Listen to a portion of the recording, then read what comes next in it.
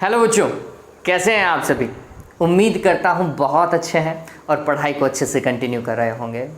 Chapter अपना almost complete हो चुका है। आज हम न्यूमेरिकल्स को डिस्कस करेंगे। 2 पार्ट में ये न्यूमेरिकल हम लगभग कंप्लीट कर ही देंगे। तो चलिए वीडियो चालू करते हैं। मैं हूँ प्रशांत माहेश्वरी और fun with physics YouTube channel पर आप सभी का बहुत स्वागत है। पहला न्यूमेरिकल देखते हैं। कुछ न्यूमेरिकल ऐसे हैं जिनमें आपको मेरी ज़रूरत बिल्कुल भी नहीं पड़ेगी, जिनमें से पहला न्यूमेरिकल एक है। देखिए पहला न्यूमेरिकल क्या बोल रहा है कि वायु में एक दूसरे से 30 सेंटीमीटर की दूरी पर रखे 2 छोटे आवेशित गोलों पर क्रमशः 2 गुणा 10 की घात -7 कूलाम तथा 3 गुणा 10 की घात -7 कूलाम आवेश है। इनके बीच कितना बल है। पहला सवाल आप सभी आसानी से कर सकते हैं। देखिए क्या बोल रहा है, 2 आवेशों के मध्य की दूरी या आवेशित गोलों के बीच की दूरी कितनी है, 30 सेंटीमीटर है। तो हमें r दिया हुआ है और r को हम लिखेंगे 30 गुणा 10 की घात -2 मीटर में। ठीक है, पहला आवेश Q1 है 2 गुणा 10 की घात -7 कूलाम से, और दूसरा आवेश Q2 है जो कि 3 गुणा 10 की घात -7 कूलाम है। बताओ भाई, वैद्युत बल F बराबर क्या हो जाएगा, K Q1 Q2 divided bye r²। यही लिखना चाहिए हम। चलिए K का मान कितना, 9 गुणा 10 की घात 9, Q1 का मान 2 गुणा 10 की घात -7, Q2 का मान 3 गुणा 10 की घात -7 डिवाइडेड बाय r², मतलब 30 का वर्ग। 30 गुणा 30 कर देता हूँ और 10 की घात -4 कर देते हैं, है ना। इसका वर्ग करोगे तो फिर 10 की घात -4 लिख सकते हैं हम, कहीं कोई दिक्कत ही नहीं है। इसको काट दिया 10 आएगा, 3 से इसको काटो तो ये 3 × 9 और ये वापस से 10, 10 और 10 100 और इसको एडजस्ट करेंगे तो 10 की घात -2, ये कैंसिल हो गया। ठीक है, नीचे की सारी रामायण खत्म हो चुकी है बच्चों। आगे देखो 10 की घात -2, तो इसको काट देता हूँ तो 10 की घात -5 बना देता हूँ। ठीक, चलिए 3 दूने 6 हो जाएगा। फिर 10 की घात 9, ये -7 और -5 मिलकर के बनाएंगे -12। ठीक है, -12 और ये मिलकर के बनाएंगे 10 की घात -3। बताओ भाई, कहीं कोई दिक्कत है क्या, नहीं होनी चाहिए। ये बल है और मात्र क्या आएगा, न्यूटन। आप कैलकुलेशन चेक कर लीजिएगा, ये चांसेस हैं कि शायद कहीं गलती हो जाए, तो प्लीज़ कैलकुलेशन चेक कर लीजिएगा, लेकिन पैटर्न यही रहेगा। ठीक है, चलिए तो ये हुआ पहला सवाल 1.1। नेक्स्ट क्वेश्चन देखिए 1.2 वाला, ये क्लियर हुआ। नेक्स्ट क्वेश्चन 1.2 आपको दिखाई देगा बोर्ड पर।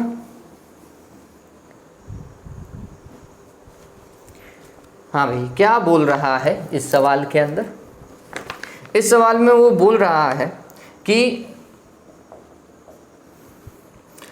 0.4 माइक्रोकूलाम आवेश के एक छोटे गोले पर किसी अन्य छोटे आवेशित गोले के कारण वायु में 0.2 न्यूटन का बल लगता है। देखिए एक आवेशित गोला है, ठीक है, और इस आवेशित गोले के पास में मैं मान रहा हूँ Q1 आवेश है, और इस Q1 आवेश की वैल्यू दे रखी है। कितनी है भाई, 0.4 माइक्रोकूलाम, 10 की घात -6 कूलाम। और इस आवेशित गोले पर एक अन्य गोला जिसके पास में Q2 आवेश मान लेता हूं, ये क्या लगा रहा है, बल लगा रहा है। समझिएगा, ये वाला आवेश इस पर बल लगा रहा है। लेट सपोज करो ऐसा बल लगा रहा है, ठीक है, F बल लगा रहा है। तो ये F बल कितना दिया हुआ है, 0.2 न्यूटन दिया हुआ है भाई। ठीक है, आगे देखो, यदि दूसरे गोले पर 0.8 माइक्रोकूलाम आवेश है, Q2 का मान, दूसरे गोले पर आवेश 0.8 माइक्रोकूलाम आवेश है, तो दोनों गोलों के बीच की दूरी ज्ञात कीजिए। पहला क्वेश्चन जो है वो आपको पूछ रहा है r कितना है। ठीक, फिर क्या बोल रहा है, दूसरे गोले पर पहले गोले के कारण कितना बल लगेगा। ये वाला जो बल था वो पहले गोले पर था, दूसरे के कारण। ठीक है, अब पूछ रहा है इस वाले गोले पर इसके कारण कितना बल लगेगा। लेट सपोज कीजिए ये F21 लिखा जाएगा, तो आपको F21 भी कैलकुलेट करना है। ठीक है, ये भी क्वेश्चन मार्क है। पहले तो सिंपल सा तरीका, मैं F12 से काम करता हूं। F12 बराबर क्या होगा, आंसर है K Q1 Q2 divided by R square, K का मान 9 गुणा 10 की घात 9, Q1 का मान 0.4 गुणा 10 की घात -6, 0.8 गुणा 10 की घात -6 डिवाइडेड आर स्क्वायर जो कैलकुलेट करना है। F12 का मान दिया हुआ है, ये मैं रख दूंगा नेक्स्ट स्टेप में। इसको सॉल्व करने की कोशिश हम कर सकते हैं। देखिए 10 की घात -6, 10 की घात -6 माइनस का 12 और ये 10 की घात 9 बैठेगा 10 की घात -3। ठीक है, F12 का मान है 0.2 बराबर 9 गुणा 0.4 गुणा 0.8 गुणा 10 की घात -3 बटा क्या बच्चों आर स्क्वायर, यही है। चलिए देखो 0.2 से इसको काटूं तो ये 2 बार जाएगा, सिंपल सा था, पॉइंट से पॉइंट कैंसिल हुआ और 2 दूनी 4 होता है। फिर देखो ये कितना हुआ 1.6 और 1.6 को 9 से गुणा करो, 1.6 को 9 से गुणा करना पड़ेगा और ये घात कितनी 10 की घात -3 बराबर क्या आर स्क्वायर को इधर ले आओ, ऐसा ही होगा क्या, कहीं कोई दिक्कत होनी नहीं चाहिए। इसका पॉइंट हटाऊँ तो मैं यहाँ पे 10 की घात -4 कर देता हूँ। ठीक, तो r का मान कितना होगा, इसका वर्गमूल करना पड़ेगा, इसका वर्गमूल 4, इसका वर्गमूल 3 और इसका वर्गमूल 10 की घात -2 बैठेगा कितना 12 गुणा 10 की घात -2 मीटर, कुल मिलाकर के 12 सेंटीमीटर। दोनों आवेशों के बीच की दूरी कितनी होनी चाहिए 12 सेंटीमीटर। ठीक है, नेक्स्ट जो बोल रहा है F21 पूछ रहा है, तो ये बात ध्यान में रखो, न्यूटन के तृतीय नियम का पालन करता है, तो जितना बल ये लग रहा है उतना का उतना बल ये लगेगा। ठीक, तो नेक्स्ट केस तो अपने आप ही सॉल्व हो गया है। कितना लिखोगे F12 का परिमाण बराबर है F21 के परिमाण के, होगा किसके बराबर 0.2 न्यूटन के। सिंपल, बहुत सिंपल था, क्लियर हुआ ये, डन। चलिए, तो ये 1.2 नंबर का सवाल था, जल्दी से उतारो, आगे काम करना चालू करते हैं। जल्दी से इस चीज को उतार लीजिए, फिर आगे काम करना चालू करते हैं बच्चों। हो गया होगा, वीडियो को पॉज करके उतार सकते हो आप। वैसे 1.3 नंबर का सवाल देखिए, आपको नीचे दिखाई दे रहा होगा।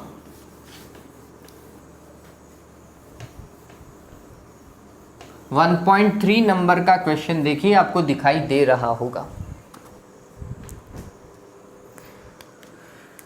1.3 क्या बोल रहा है वो देखो, जांच द्वारा सुनिश्चित कीजिए कि, क्या भाई क्या सुनिश्चित करना है, के ई स्क्वायर बटे G M E M P, ठीक है, विमाहीन है, विमाहीन है, मात्रकहीन भी मैं बना सकता हूं। भौतिक नियतांकों की सारणी देख करके इस अनुपात का मान भी ज्ञात कीजिए, यह अनुपात क्या बताता है। ऑल राइट, चलिए पहली बात तो समझिए भाई क्या चीज़ है ये के ई स्क्वायर। मैं अगर इसे वास्तविकता में देखूँ ना बच्चों, ये कुछ ऐसा है, समझना, एक इलेक्ट्रॉन और एक प्रोटॉन के बीच में कितना विद्युत बल लगेगा, एक इलेक्ट्रॉन और एक प्रोटॉन के बीच में कितना विद्युत बल लगेगा। लेट सपोज कीजिए वो Fe है बल, कितना होगा के, इलेक्ट्रॉन का आवेश E, प्रोटॉन का आवेश E और उनके बीच की दूरी का वर्ग। ये तो हुआ कौन सा विद्युत बल, और इन दोनों के बीच गुरुत्वीय बल कितना लगेगा, तो हमने बोला G, इलेक्ट्रॉन का द्रव्यमान Me, प्रोटॉन का द्रव्यमान Mp डिवाइडेड बाय दोनों के मध्य की दूरी का वर्ग, यही है क्या, और इसमें भाग लगा दो, गौर करो ये आएगा क्या, कुल मिलाकर के एक बल में दूसरे बल का आप क्या लगा रहे हैं, भाग लगा रहे हैं, मात्रकहीन और विमाहीन राशि ही मिलेगी। अरे न्यूटन से न्यूटन कट गया ना देवताओं, क्लियर हुआ ये बात। तो ये मात्रकहीन और विमाहीन राशि है, और ये अनुपात क्या बताता है, ये अनुपात वैद्युत बल एवं गुरुत्वीय बल का अनुपात बताता है। ये अनुपात किसका अनुपात है, वैद्युत और गुरुत्वीय बलों का अनुपात है, किसके लिए, इलेक्ट्रॉन और प्रोटॉन के लिए। ठीक है, ये बात ध्यान रखिए, मैं भी लिखा दूंगा इस चीज को। चलिए पहले हम सिद्ध करते हैं कि ये विमाहीन है, और विमाहीन सिद्ध करने के लिए ज़्यादा बड़ी रामायण है नहीं, इसके मात्रक से मैं काम कर सकता हूँ, नहीं तो मैं विमा से भी काम कर सकता हूँ। चलिए तो चलो विमा से काम करते हैं, क्योंकि विमाहीन प्रूव करना है। के का विमा क्या होगी वो समझिए, के क्या होता है। तो मैं बोलूँगा के को निकालने के लिए मेरे को चाहिए F R square divided by Q1 Q2, यही तो है। बल्कि विमा M1 L1 T-2 दूरी की L2 divided by Q1 Q2 A1 T1 और Q1 Q2 A1 T1, तो ये A2 T2 कर दूँ क्या? सॉल्व करोगे तो ये आएगा M1 L3 और फिर t की पावर -4 a की पावर -2, यही है। चलो मैं लिख देता हूँ k की विमा से ही प्रूव कर रहे हैं, तो हमने लिखा विमीय पद्धति से k का मान लिखा। k का मान आ रहा है M1 L3 t की पावर -4 a की पावर -2। डन। ये किसका? k की विमा है। ई आवेश है, आवेश की विमा क्या होती है? A1 T1 और उसका वर्ग है, तो मैं यहाँ पर कर देता हूँ A2 T2। बताओ भाई, कहीं कोई दिक्कत नहीं होनी चाहिए। डिवाइडेड, चलो जी के लिए फॉर्मूला क्या बैठेगा? जी के लिए फॉर्मूला बैठेगा F R square divided by M1 M2। वही, ये तो ऊपर वाला ऐसा का ऐसा M1 L1 t की पावर -2 L2 है ना, एफ आर स्क्वायर। और ये द्रव्यमान है, द्रव्यमान के लिए हम M1 लिखते हैं और उसका क्या बच्चों? स्क्वायर। तो यहाँ पे M2 कर देता हूँ, ऊपर लेकर के जाओ ऊपर, तो ये हो जाएगा m की पावर -1। अरे यहाँ पे 2 है, यहाँ पर 1 है, कट गया, नीचे 1 बचा, ऊपर गया तो -1। फिर L3 और t की पावर -2, ठीक है, ये बैठ रहा है। तो हमने लिखा इसकी जगह क्या भाई? m की पावर -1, ठीक है, m की पावर -1 बैठ रहा है। फिर L3, फिर t की पावर -2। चलो, द्रव्यमान के लिए क्या होता है? M1 होता है, और 2 बार है तो इसे M2 कर दो। डन हुआ। चलो भाई देवताओं, देखो इस चीज़ को, L3 से L3 की रामायण खत्म, इससे इसकी रामायण खत्म। t की घात -2 ऊपर गया तो प्लस का 2, 4 हो जाएगा क्या? ये प्लस का 4 और ये माइनस का 4, खत्म। द्रव्यमान देखो, -1 और 2 कितना हो गया? प्लस का 1, प्लस के 1 से ये कटेगा क्या? बताओ भाई, विमाहीन आया नहीं आया? आया नहीं आया? क्लियर है? तो ये विमाहीन हो गया। ये दोनों मान रफ में काम कर लीजिएगा, ठीक है। ये दोनों मान किसके लिए है? रफ के लिए। विमाहीन आ गया। चलो, इनका मान भी ज्ञात करना है, इनका मान भी ज्ञात करना है।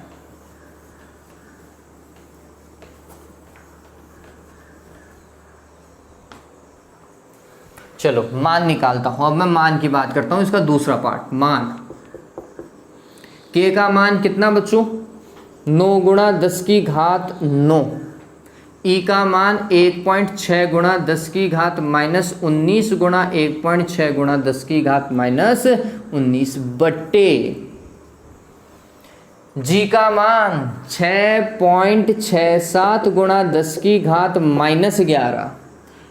इलेक्ट्रॉन का द्रव्यमान 9.1 गुणा 10 की घात -31। प्रोटॉन का द्रव्यमान 1.67 गुणा 10 की घात -27। यही चीज़ है। चलो, कैलकुलेशन थोड़ी सी बड़ी हो जाएगी, मैं एक बार के लिए यूज़ कर लेता हूँ कैलकुलेटर, ताकि थोड़ा सा जल्दी हम काम कर पाएँ। वैसे ये याद रखने लायक मान है, 10 की घात -39 से 10 की घात 42 के मध्य आता है ये, ठीक है। तो इसको सॉल्व करेंगे तो 10 की घात -10, 10 की घात -10 और ये 10 की घात माइनस का क्या हो जाएगा? 19 मिलकर के 29। तो हमने बोला -29 ऊपर है, ठीक है। नीचे देखो, नीचे कितना बैठ रहा है? नीचे है -11, 31 और 27। इसमें से घटा दो 29 को, तो बैठ रहा है 40। तो मतलब 10 की घात प्लस का 40 ऊपर है ना, प्लस का 40 बचेगा। तो ये हुआ 10 की घात प्लस का 40, ठीक। घात तो एडजस्ट हो गई। अब देखते हैं ये कैलकुलेशन कितनी आएगी। तो 9 गुणा 1.6 गुणा 1.6 भाग 6.67 भाग 9.1 और भाग 1.67, तो ये आ रहा है 0.227। ठीक है, ये ध्यान रखें, जिसे मैं लिख सकता हूँ ऑलमोस्ट 2.27 इंटू 10⁻39। बताओ भाई, मैंने आपको ये तो बताया था 10 की घात 39 से लेकर 10 की घात 42 के मध्य आता है ये काम।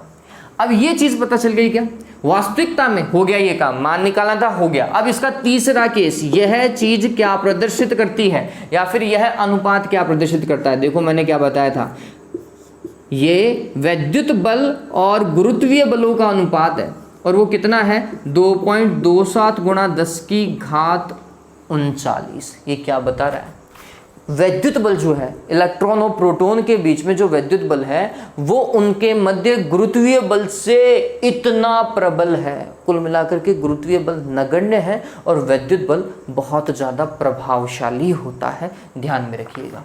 ठीक, तो हम इस चीज़ को लिख देते हैं यहाँ पर, ये लिख करके आना है और फिर क्या बताओगे, यह प्रदर्शित करता है, यह प्रदर्शित करता है कि इलेक्ट्रॉन तथा प्रोटॉन के मध्य वैद्युत बल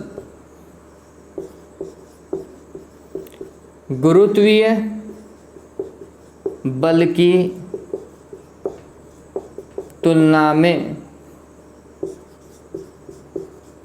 लगभग 10 की घात 39 गुना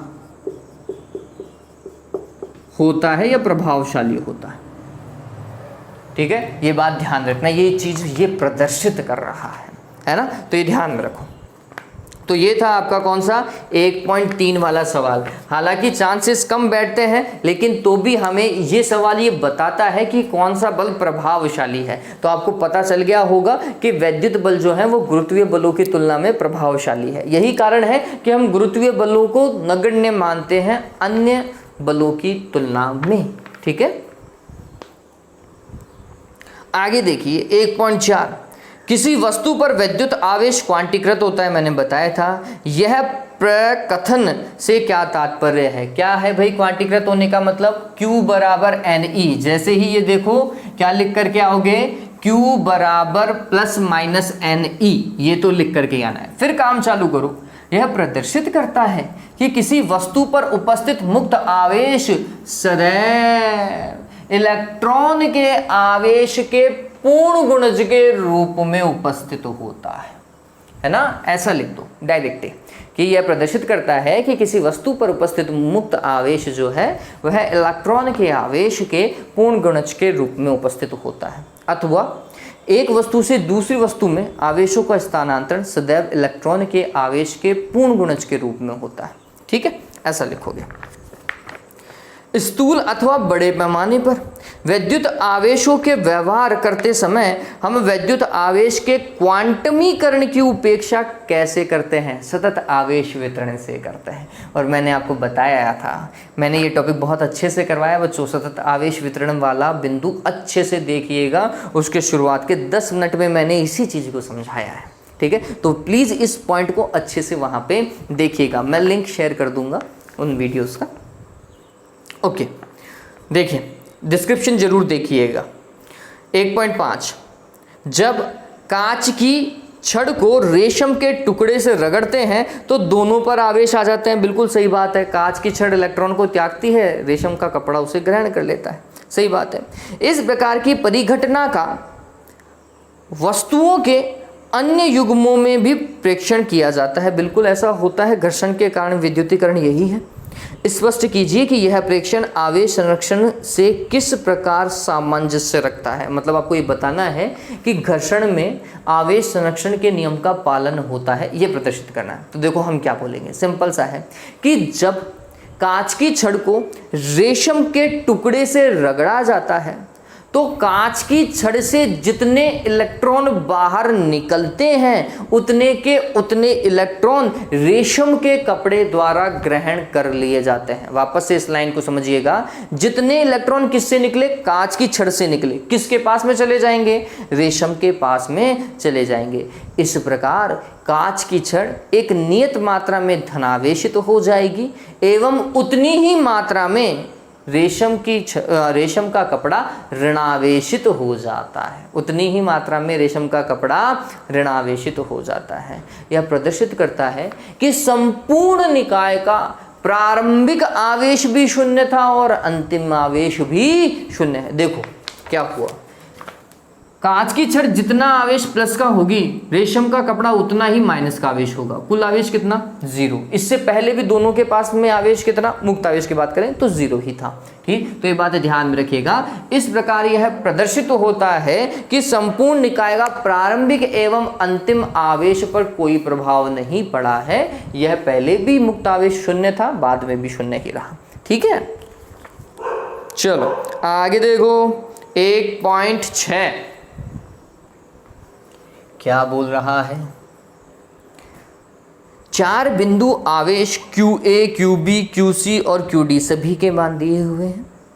10 सेंटीमीटर भुजा के किसी वर्ग ABCD के शीर्षों पर अवस्थित हैं। वर्ग के केंद्र पर 1 माइक्रोकूलम के आवेश पर लगने वाला बल ज्ञात कीजिए। देखो क्या बोल रहा है, ऐसा वर्ग बनाओ सबसे पहले,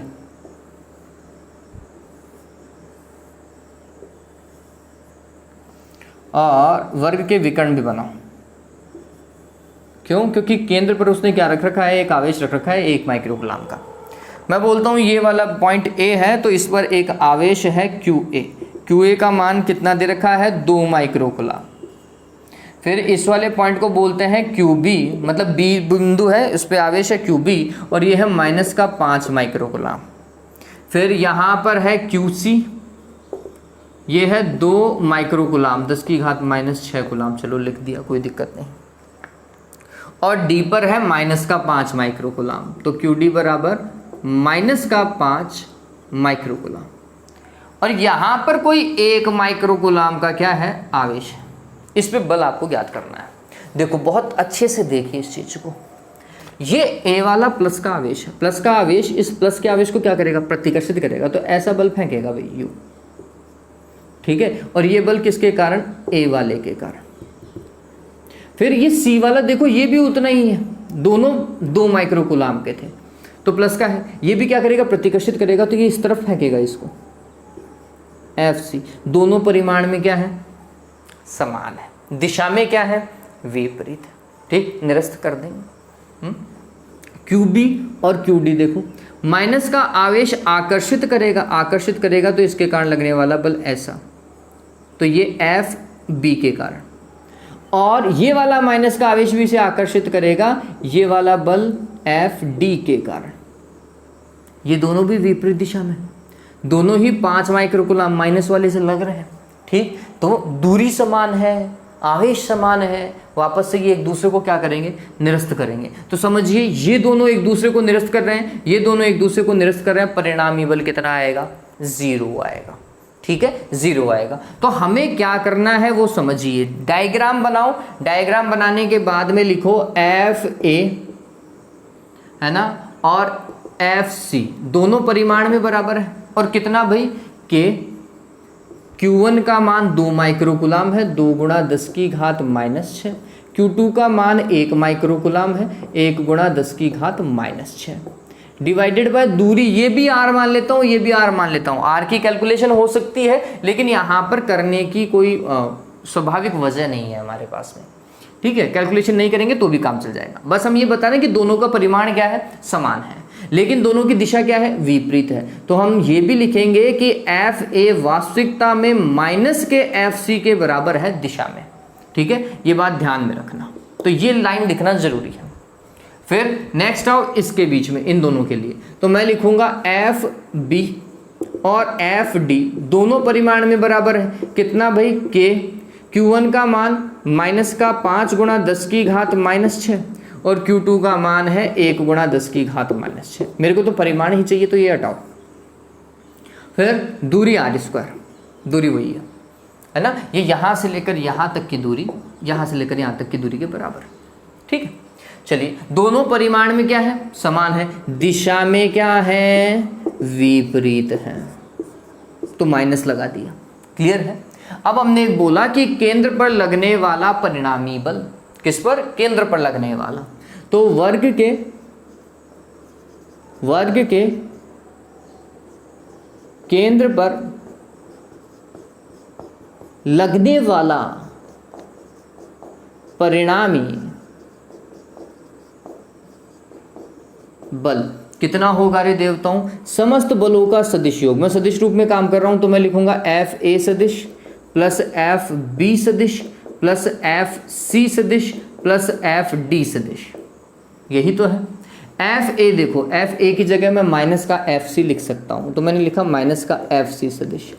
एफ बी देखो, इसकी जगह मैं लिख सकता हूं माइनस का एफ डी सदिश प्लस एफ सी सदिश और प्लस एफ डी सदिश। बताओ भाई कितना आएगा, 0 आएगा क्या। ये भी एक तरीका है कैलकुलेट करने का।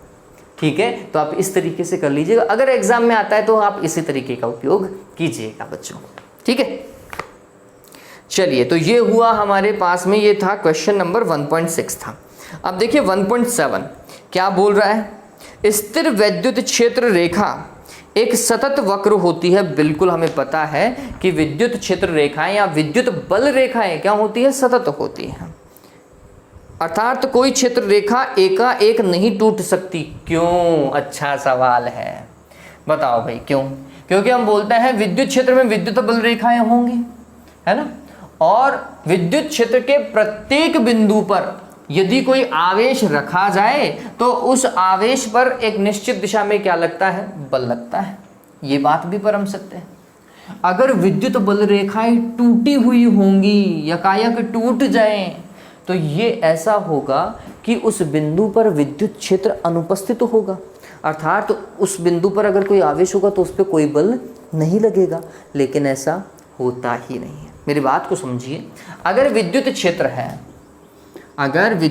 है तो विद्युत क्षेत्र के हर एक बिंदु पर, यहाँ पर ले लो, यहाँ पर ले लो, यहाँ पर ले लो, यहाँ पर अगर कोई Q आवेश है तो उन पर सभी पे बल लगेगा विद्युत क्षेत्र की दिशा में, धनात्मक आवेश है तो। ठीक है, तो ऐसा बल लगेगा ही लगेगा। क्यों, क्योंकि विद्युत क्षेत्र के प्रत्येक बिंदु पर यदि किसी आवेश को रख दिया जाए तो वह स्थिर आवेश को रख दिया जाए तो वह विद्युत बल रेखा की दिशा में जाने का प्रयास करता है। ठीक है, अब अगर यही बल रेखाएं कैसी होती है, ऐसी डिस्क्रीट होती है, यूं।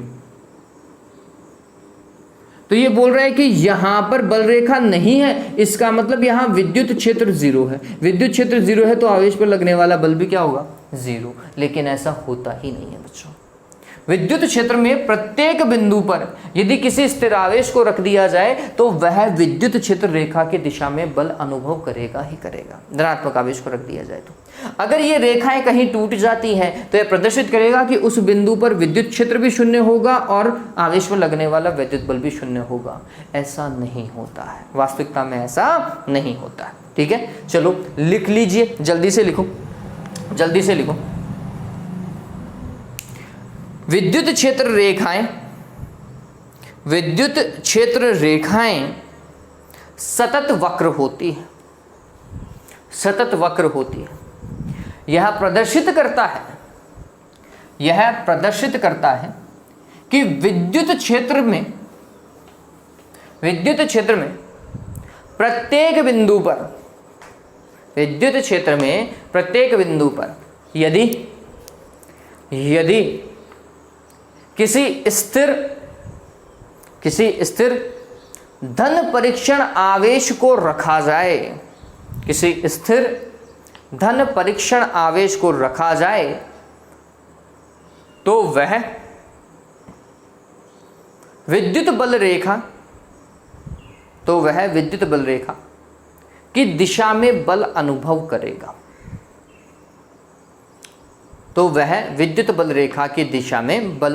करेगा। यदि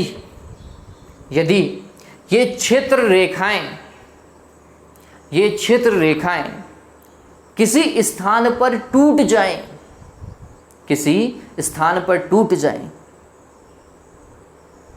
तब यह प्रदर्शित होगा कि वहाँ कोई विद्युत क्षेत्र नहीं है, कोई विद्युत क्षेत्र नहीं है। अर्थात उस बिंदु पर एकांक धनात्मक परीक्षण आवेश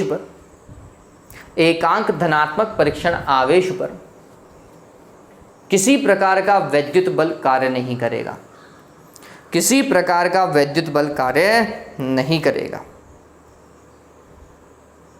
जो कि वास्तविकता में सत्य नहीं है, जो कि वास्तविकता में सत्य नहीं है।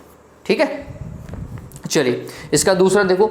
स्पष्ट कीजिए कि दो क्षेत्र रेखाएं कभी एक दूसरे को प्रतिच्छेद क्यों नहीं करती। सभी को पता है क्यों, क्योंकि कटान बिंदु पर दो स्पर्श रेखाएं अर्थात विद्युत क्षेत्र की दो दिशाएं प्रदर्शित होंगी, जो संभव नहीं है। वापस से, क्योंकि जिस बिंदु पर वो काटेंगी ना, वहां विद्युत क्षेत्र की कितनी, दो दिशाएं होंगी, जो कि वास्तविकता में नहीं होती। एक बिंदु पर सिर्फ एक ही विद्युत क्षेत्र की दिशा होती है। ये मैंने बल रेखा वाले पॉइंट में बताया था आपको। चलिए आगे देखिए 1.8 वाला। 1.8 में क्या बोल रहा है कि दो बिंदु आवेश QA और QB, देखो दोनों परिमाण में समान है। अगर आप देखेंगे तो QA बराबर है 3 × 10⁻⁻⁶ गुलाम माइक्रो गुलाम है, और QB भी इतना ही है, -3 × 10⁻⁻⁶ गुलाम। बस एक प्लस का है एक माइनस का है, परिमाण दोनों का समान है। निर्वात में एक दूसरे से 20 सेंटीमीटर की दूरी पर है, एक दूसरे से कितना, 20 सेंटीमीटर की दूरी पर। ठीक है बात। दोनों आवेशों को मिलाने वाली रेखा AB के मध्य बिंदु O पर विद्युत क्षेत्र कितना होगा। बहुत सिंपल सवाल है। दूसरा देखो 1.5 × 10⁻⁻⁹ गुलाम परिमाण का कोई ऋणात्मक आवेश, ओके ऋणात्मक आवेश इस बिंदु पर रख दिया जाए तो यह परीक्षण आवेश कितना बल अनुभव करेगा। ओके कोई दिक्कत नहीं है। देखो क्या बोलेंगे अपन, मैं यहाँ पे डायग्राम बनाता हूँ। ऐसा ये कोई A बिंदु है और ये कोई B बिंदु है, और यहाँ पे QA आवेश है और यहाँ पर QB आवेश, और बोल रहा है कि इनके मध्य बिंदु पर यहाँ पर आपको विद्युत बल कैलकुलेट करना है। विद्युत बल या विद्युत क्षेत्र, विद्युत बल कैसे कैलकुलेट होगा, विद्युत क्षेत्र। ठीक है चलिए, और QA प्लस का है तो QA के कारण विद्युत क्षेत्र ऐसा होगा EA। ठीक है, और QB माइनस का है तो इस पर विद्युत क्षेत्र ऐसा होगा इसी दिशा में आकर्षित करता हुआ EB। दोनों एक ही दिशा में है तो फिर जुड़ जाएंगे। ठीक है, दूरी यहां से लेकर यहां तक देखो टोटल 20 सेंटीमीटर, तो ये 10 सेंटीमीटर हो जाएगी क्या, और ये भी कितनी 10 सेंटीमीटर हो जाएगी। यही तो है, R का मान 10 सेंटीमीटर आएगा, ये R नहीं है, इसको तो मैं X मान देता हूं। ठीक है चलिए, तो हमें O बिंदु पर अगर विद्युत क्षेत्र कैलकुलेट करना है तो हमने लिखा E रिजल्टेंट बराबर होगा, दोनों एक ही दिशा में है तो EA प्लस EB। EA का मान कितना K, Q का मान QA डिवाइडेड बाय दूरी R² plus K QB divided by दूरी R²। देवताओं माइनस का मत रख देना, क्योंकि मैं तो दिशा पहले ही बता चुका हूँ, दोनों एक ही दिशा में है, अब परिमाण में ही काम करना पड़ेगा। ठीक है, ध्यान में रखिएगा। तो ये क्या होगा, दोनों परिमाण में समान है तो मैं इसे ऐसा लिख सकता हूँ 2K QA divided by R²। ठीक है, या फिर 2K QB divided by R² कर सकते हो आप।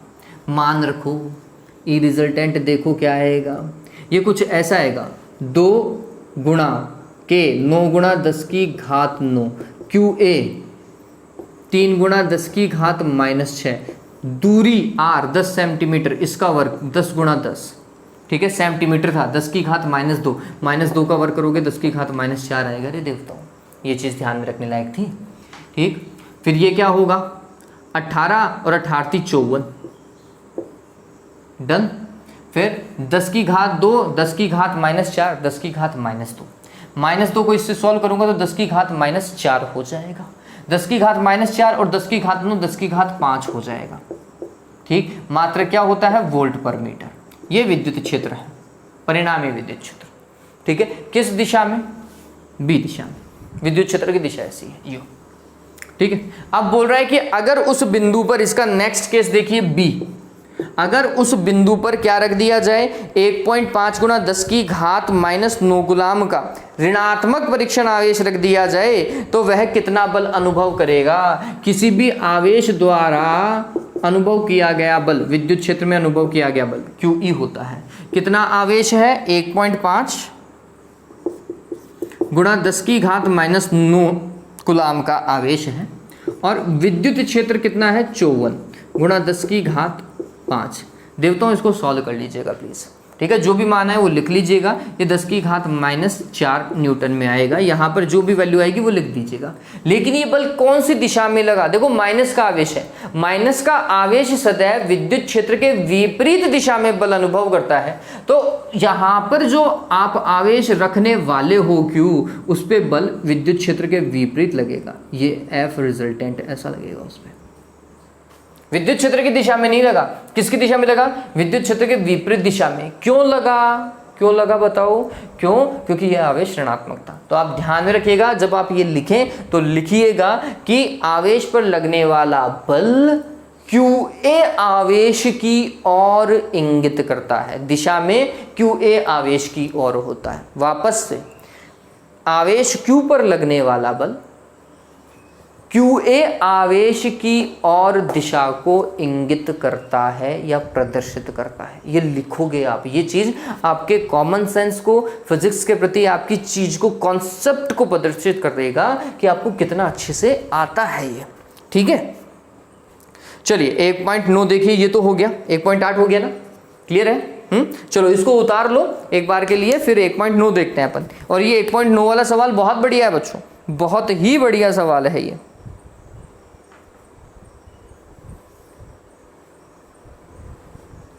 जल्दी से इस चीज को उतार लीजिए, मैं वीडियो को चेक कर लेता हूं। ओके चलो, अभी तक तो ठीक ही चल रहा है ना। हाँ भाई देखो,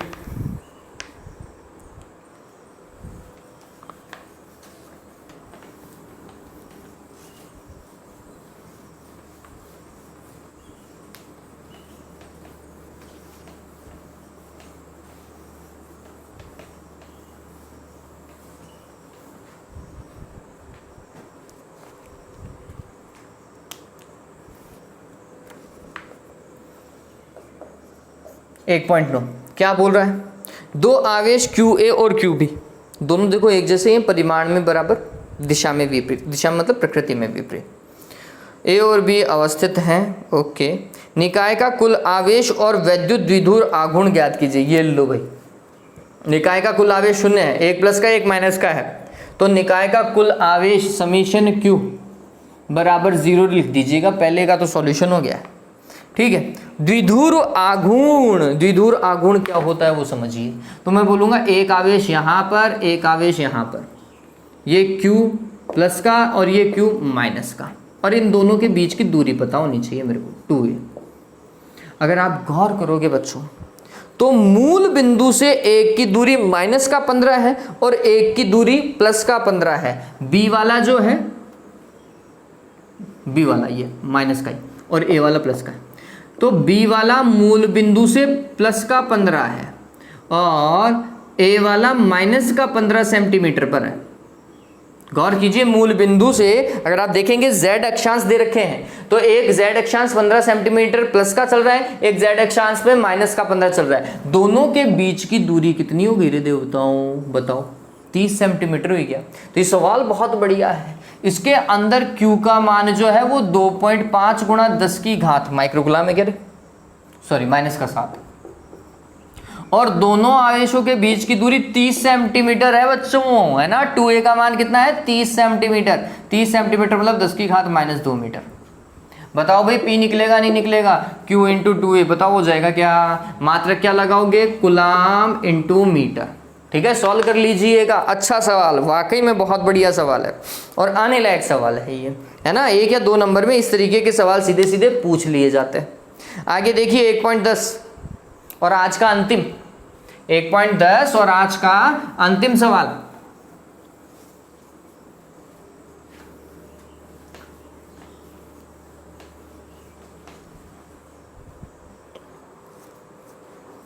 क्या बोल रहा है, ये कुछ ऐसा है कि 4 गुणा 10 की घात -9 कूलाम मीटर द्विध्रुव आघूर्ण, द्विध्रुव आघूर्ण 4 गुणा 10 की घात -9 कूलाम मीटर का कोई विद्युत द्विध्रुव 5 गुणा 10 की घात 4 न्यूटन पर कूलाम के परिमाण के एक समान विद्युत क्षेत्र कितना, 5 गुणा 10 की घात 4 न्यूटन पर कूलाम का विद्युत क्षेत्र की दिशा में 30 डिग्री पर संरेखित है। इन दोनों के बीच में कितने डिग्री का, 30 डिग्री का एंगल है।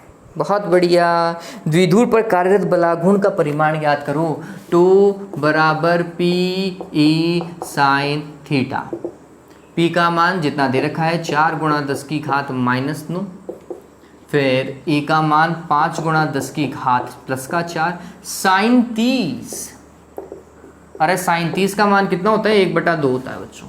साइन 30 का मान कितना होता है, 1/2। तो 1/2 रख लीजिएगा और सॉल्व कीजिएगा, ठीक है। तो इस तरीके से ये सॉल्व होगा। हाँ, मात्रक बलाघूर्ण का मात्रक क्या होता है, न्यूटन इंटू मीटर होता है, न्यूटन इंटू मीटर होता है, ध्यान में रखेंगे ये, ठीक। चलिए, तो उम्मीद करता हूँ ये चीज़ आपको समझ में आ गई होगी। आज हमने 1 से लेकर 10 तक सवाल किए हैं।